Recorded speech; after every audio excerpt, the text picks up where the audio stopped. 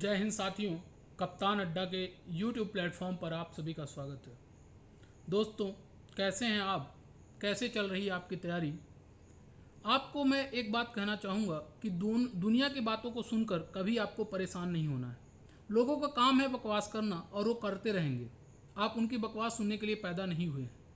आपको अपना काम करते रहना है। सोचने से कहाँ मिलते हैं तमन्नाओं के शहर, चलना भी ज़रूरी है मंजिल को पाने के लिए। तो अगर जो ज़िंदगी में कुछ पाना है तो तरीके बदलो, इरादे नहीं।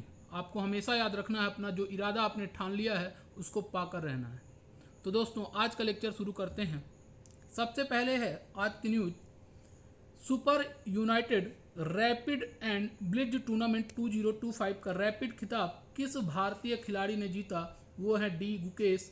उन्होंने ये खिताब जीत लिया है। जी हाँ, मैग्नस कार्लसन जैसे खिलाड़ियों को हराते हुए उन्होंने ये खिताब जीता है। याद रखिएगा, super United rapid and blitz tournament 2025, D Gukesh.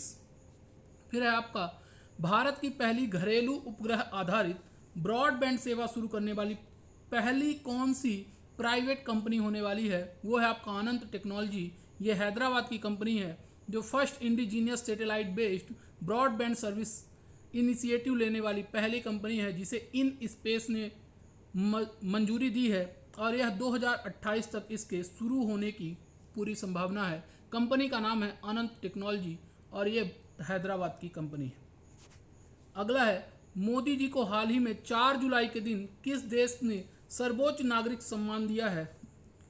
4 जुलाई के दिन आपने देखा था घाना में उन्हें 2 जुलाई को मिला था, 4 जुलाई को उनको मिला the order of Republic of Trinidad and Tobago का सर्वोच्च नागरिक पुरस्कार मिला, जो इनके कोविड-19 के दौरान और ग्लोबल लीडरशिप जैसा इन्होंने कनेक्टिविटी बढ़ाई हुई है ग्लोबल, उसके लिए इनको दिया गया 4 जुलाई 2025 को। अगला है, अभी हाल ही में किस ऑस्ट्रेलियाई अभिनेता जूलियन मैकमोहन का निधन हुआ है? वो कहाँ हुआ? वो है फ्लोरिडा। कहाँ हुआ? फ्लोरिडा में इनका अमेरिका में कैंसर के बाद मृत्यु हुई है। फिर अगला इंपॉर्टेंट प्रश्न है, पहली कौन सी महिला नौसैनिक अधिकारी बनी है?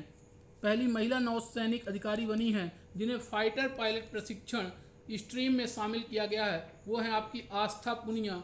इनको शामिल किया गया है आईएनएस डेगा में, विशाखापट्टनम में आईएनएस डेगा में, याद रखिएगा। और इनको विंग्स ऑफ गोल्ड का सम्मान भी दिया गया है।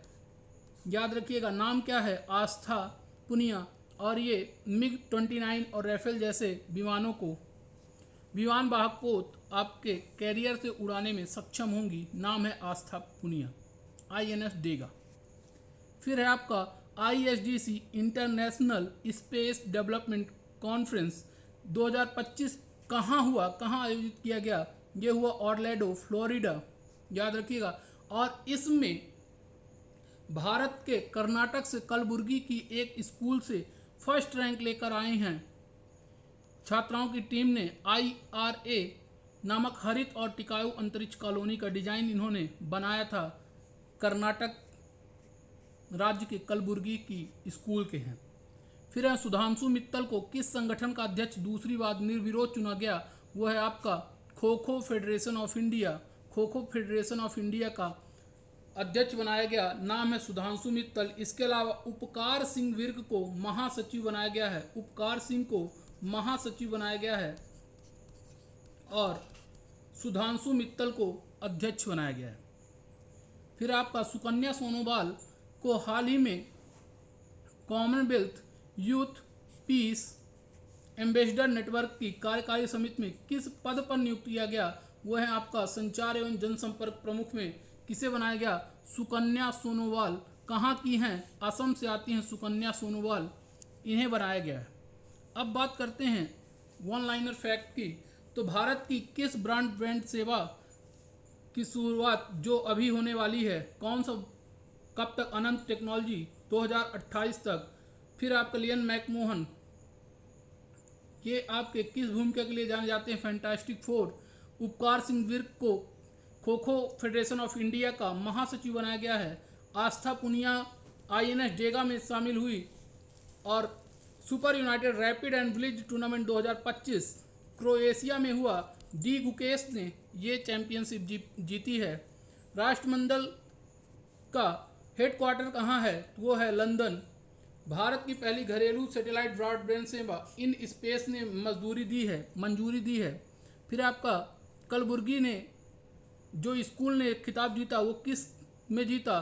तो नासा का NSS space settlement design contest था 2025 में।